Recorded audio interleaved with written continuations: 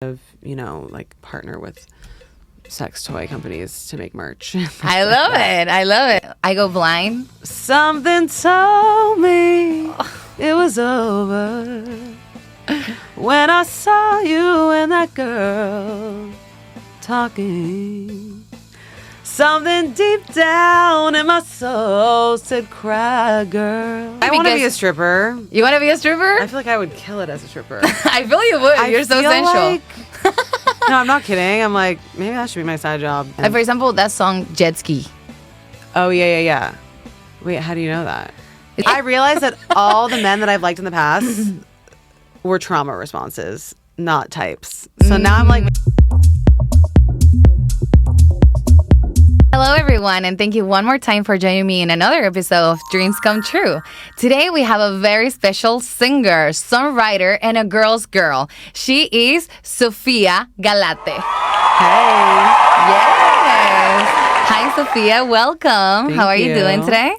I'm great. How are you? I'm great. Thank you for asking. I'm so glad you're here today. I was so excited to see you and meet you and ask you all these questions. And I see that we're matching.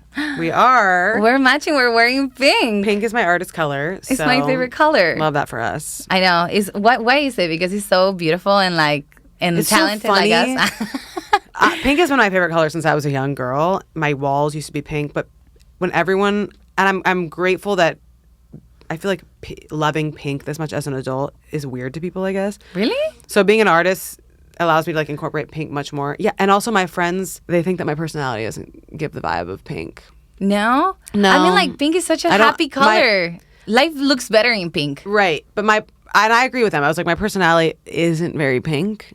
Maybe it's red because it's spicy, but well, it's in there, you know. Yeah, it's in there. It's in there. But you said that before you used to talk about situationships, and I heard one of your songs that you said something like, "I like the way they touch me, but basically I don't want anything." So you would say basically you like kind of being. Yes, my song "Intimate Feeling."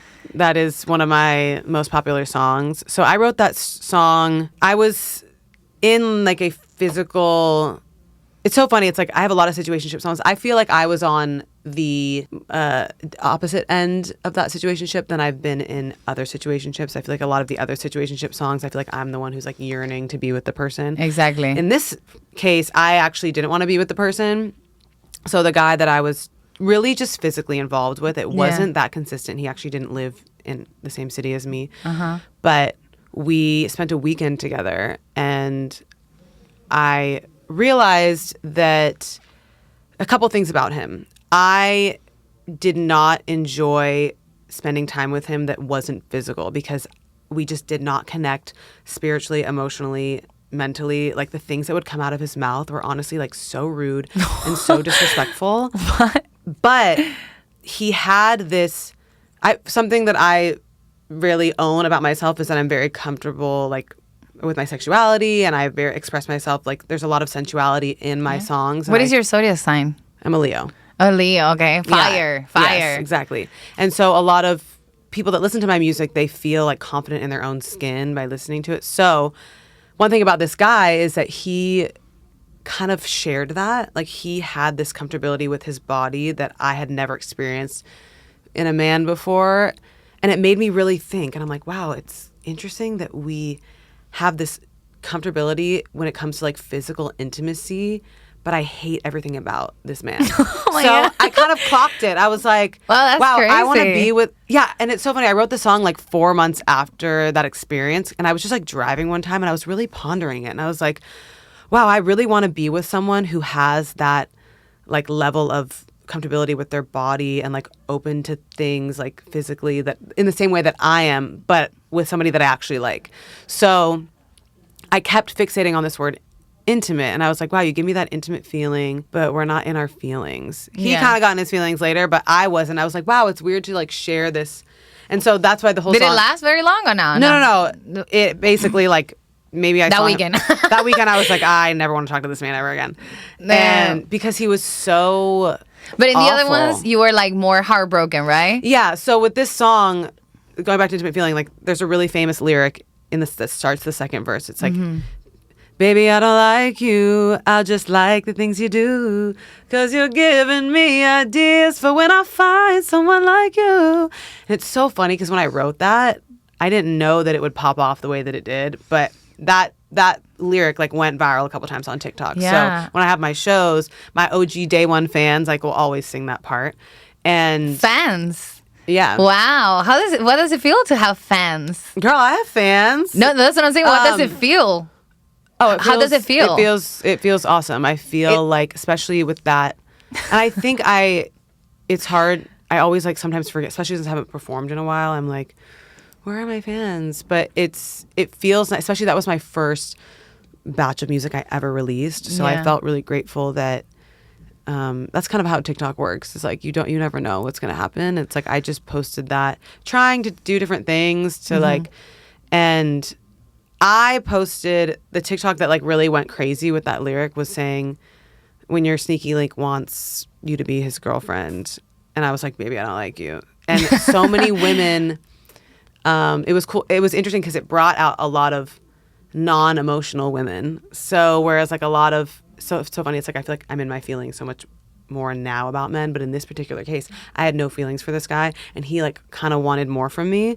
And so typical, you know, like when people you don't show interest, people want you more than when you show interest. I was very avoidant in that situation, but I didn't like him. And I think it gave women the women on TikTok that really like found it, they felt like, yeah, I don't have feelings for this. Sometimes like women just want to have fun and like have a physical moment as well. So it was cool to really just, I mean, I've always like, that's really, you know, my goal is to really make music that is about my life, but, you know, speak to other people. And did you ever like as you were a kid, dream with this life that you have right now? Like you wanted to be a singer since you were a kid? Thank you for reminding me that, because I feel like I get so like frustrated and caught up in things. Yes, I always wanted to be an artist. I started performing and singing in musical theater groups when I was probably like in elementary school.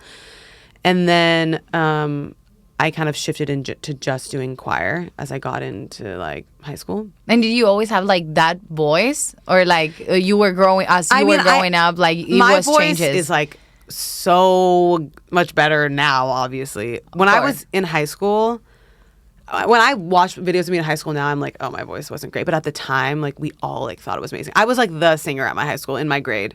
So I performed all the time. I always had solos at choir concerts. And I'm from a small town outside of LA. So I feel like because it was small, I had so much confidence being a performer. Like, but I never wrote songs, but I was always a singer. It was very much part of my identity growing up that I was a vocalist and that I was going to go on and continue singing. Got my attention, like how you are doing tours now and you have fans and you have your veneers and all these pictures, and now like you're like growing so fast on social media and like you look so professional. You're like living the pop star dream, you know? But with a very like a specific genre that is not very popular or not very like marketing right now in these days. That the most popular like is pop or rap, you know? So like your voice is so special and like your vibe is so special that like you're inspire others people. Thank you. And I ask people if your fans, if they want to ask you any question, and they say like, well, you inspire a new generation of artists. Who inspires you? Well, like when I was growing up, I really, you know, like when I was singing in choir and stuff, I loved all like the current pop ballad singers like Adele. I always have had this like really deep love for old music. Like I always say to people that I have the music taste of like a 50-year-old. My dad played a lot of Motown and oldies growing up, so I feel like that's where a lot of my like love of Stevie Wonder and all those types of a lot of Frank Sinatra as well, which kind of like led me into the jazz. I loved John Legend. I always joke that I was like John Legend's youngest fan because I remember being like 7 or 8 and seeing his music video for Ordinary People on my TV, and I was just locked in. So that kind of brought me into the R&B side and like the neo soul side. I would say like always loved Amy Winehouse. I got more into like D'Angelo when I was after college actually, but I feel like that's one of my big influences. But I loved a lot of the like pop singers of the time when I was growing up that are so different from today. Like if you think about Pink, or you think about even I loved Sarah Bareilles, like she is very singer-songwriter, but has an incredible voice. But I've always really enjoyed more like older music, like Etta James and oh yes, you have a vibe of Etta James. Yeah, and oh my god, I love her so much. Can you I wish you could perform this coming Thursday one of her songs. Wait, am I allowed to do covers? I mean, you're gonna do your originals, but they know. But it's just for me. Maybe they can do an exception. My go-to song forever was Stormy Weather, the style of Etta James. Like I would go. I went to college in Chicago. And there was this jam session every Sunday at this one jazz club, and I literally would only sing Stormy Weather. I was like, this is the only standard I know. And maybe we can just do it now, right? Now that we're here, do you know that maybe I Go Blind? Something told me it was over when I saw you and that girl talking. Something deep down in my soul said, cry, girl, cry, cry, when I saw you and that girl walking around. I so love good. it. I love her. What would you tell to the little girl that she was singing in elementary and now she sees you doing all this? I know, it's crazy, especially because my story is a little bit different.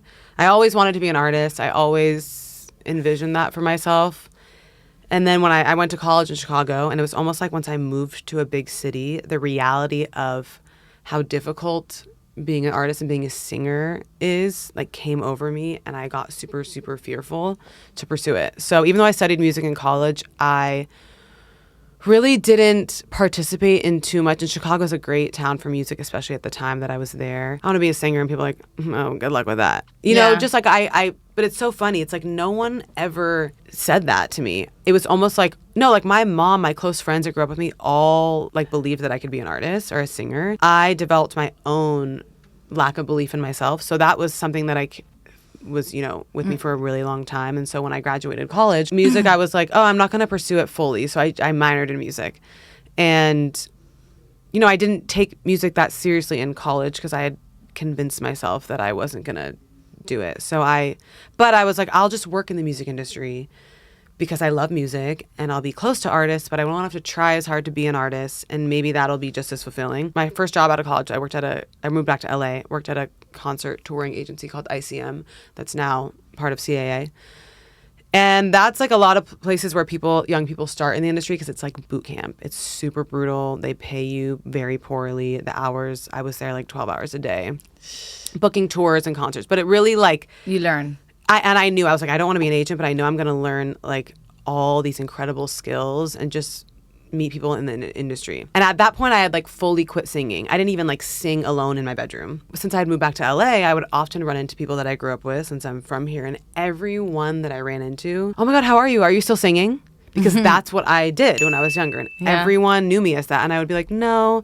And this happened so many times, and after a while I was like, damn, this is actually really sad. And it hurts that I say no every time people ask me if I still sing, because I always was good, and people always knew that it was, I mean, good for the age that I was at, I guess. I love it. That is such a Leo personality. It's not because I want to talk about me, but I'm so good at it, It's funny. It's I was working behind the scenes for other artists, and I'm my Leo self needed to be front and center. But the reason, so for years I worked in touring, and then I accidentally became a manager and managed a band and managed a DJ, and all the while it was eating me alive inside that I wasn't singing or pursuing what there's also a reason behind why I'm so confident about myself as an artist now, and it's because I denied myself of it for so long. I went years of working behind the scenes, working for other artists, not allowing my artist voice was so small, but it was inside of me, and it brought me so much anxiety because I could hear my artist voice wanting me to pursue it, or visualizing. I used to when I was working for other artists and doing all these other jobs, I would picture myself doing exactly what I'm doing now, performing, going to the studio. It used to just be my dream. I had never written songs really in my life. I used to just dream about having a song of my own that I wrote and having musicians play it. So I feel all those years that I took off made me, it's almost like when you suppress something and then you give it to yourself, Yes. you appreciate it more rather than if it's been something you've been trying to do the whole time and now you get it. It's almost like because there was such it's something a lack. that was in your head for so long that you visualized it so much that now it became true. So now you appreciate it more because and it people didn't are come always like, no one loves Sophia more than Sophia. I'm like, you guys don't understand that for years I told myself, been working on you. Yeah, but I also told myself that I couldn't do it, that everyone would judge me. And so now that I'm allowing myself to do it, I really have to appreciate every moment because there was a time where I told myself not to. You say like you have a very sensual personality, like because you're fire. So some of your songs are very sensual. How do you feel about like writing about them and like you feel like all your music matches your personality, or sometimes you create like songs that like maybe represent other people's stories? Or yes, I think for the most part, yes, but I think there's so many elements to my personality. And for example, that song Jet Ski. Oh yeah. Wait, how do you know that? It's a demo, right? It's unreleased. It's unreleased, but like. But it's on my SoundCloud. It's on your... Yeah, there's a live... Yes, it's out there. Like, I saw it. No. I put some of my live unreleased versions on my SoundCloud that some people are sleeping on. But if you want to hear them, that's where they are. But Go those to are my SoundCloud. Those are coming up? Yes. So I did a show earlier. Sorry to spoil. It's okay. I've like teased it a little bit. Okay. No, this is good because Jet Ski is like it's a very sexy song. No, and also people don't. We're not going to reveal why it's called Jet Ski Driver, but people don't know why it's called Jet Ski Driver until you listen to the song. So I did a show earlier this year that was just like a concept that I came up with called Unreleased and Unplugged because I had just been working on all this new music and I wanted to sing it. But in more of like a stripped down setting, so it wouldn't be like the full versions. I mean, I still had a 4-piece band.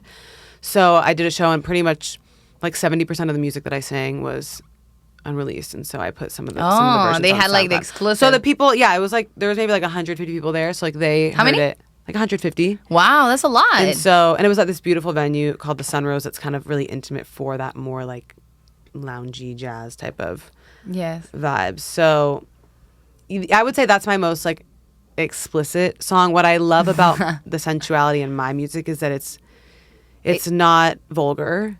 Yeah. It's like my previous music. It that's just why it's sensual, sensual, you know? And it implies sex, it's not like those rap songs that they are very explicit. Exactly. It's like basically you tend to people to understand what you're talking about, but you say it with like that soft voice, and like so sensual and the beat. So it's like, okay. And I like know the beat is about. very like Latin R&B with like elements of jazz. So it's like you don't expect these like nasty lyrics over something. And now, how are you feeling? Are you open to love? Are you open to have someone by your side? How is this person that you're looking for to like follow you as a singer? Because being an artist is not easy. You're gonna go on tours.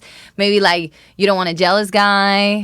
What is the type that you're looking for that you're like, oh yes, will be the one? Yeah, I feel like I've done a lot of work in the past few months to kind of get myself to a new space that's very open to receiving love and allowing, and really have just understand what a lot of my previous patterns were.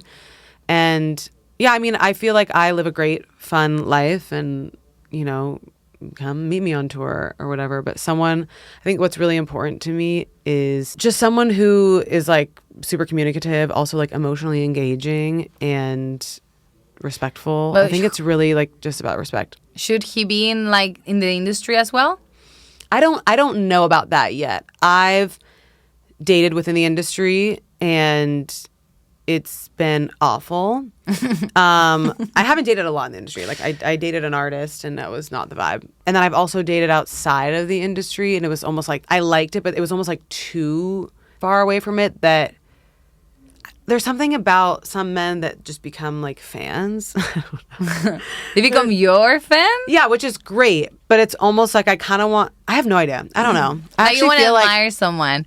I feel like what's great about the recent work that I've done is that I've realized that now I feel like I used to kind of have a type.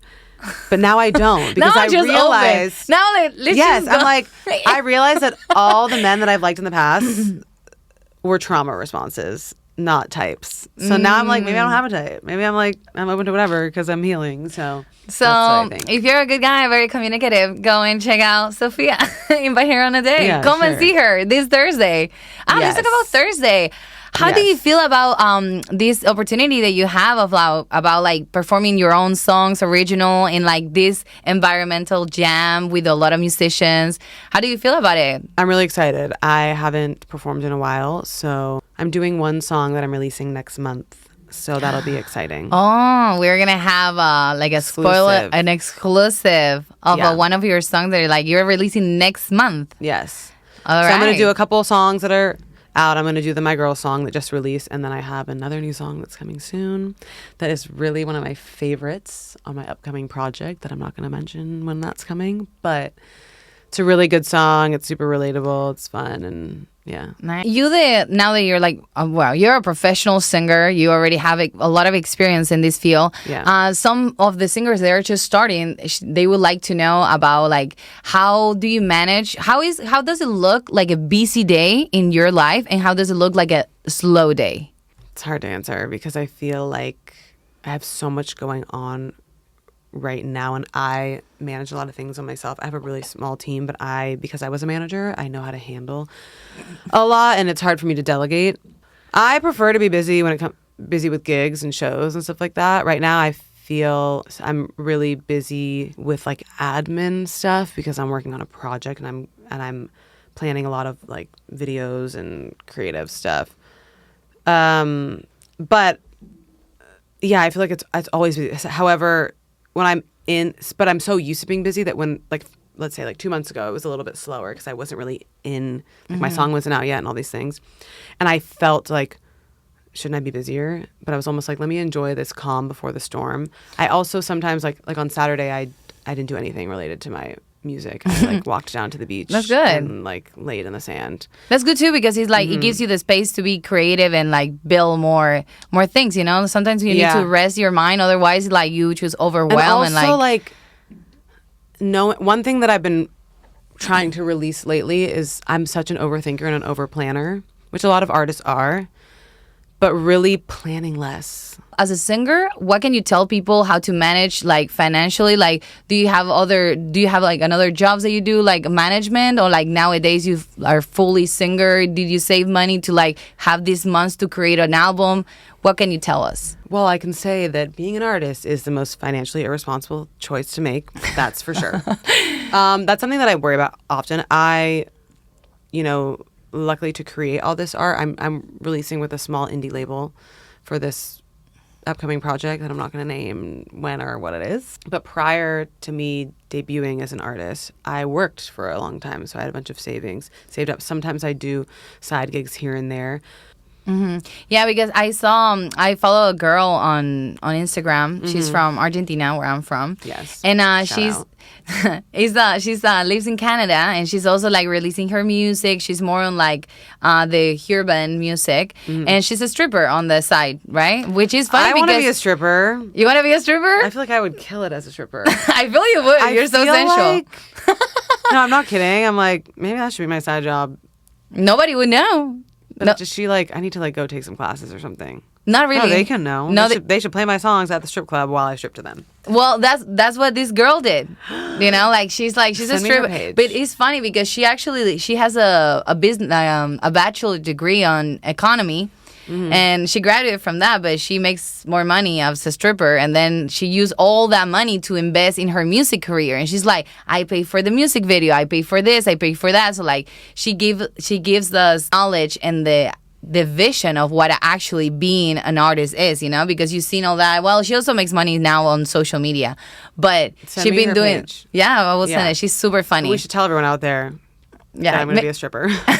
My other passion in life outside of music is really like the education around sensuality and like self-pleasure and things like that, and really a lot of more. So I want to get into that field of isn't really like the stripper field, but you know, like for example, a lot of these sex toy companies have a lot of education behind them rather than just like thinking it's about self-pleasure. I don't really know what I'm allowed to say on this podcast, but no, you can talk anything.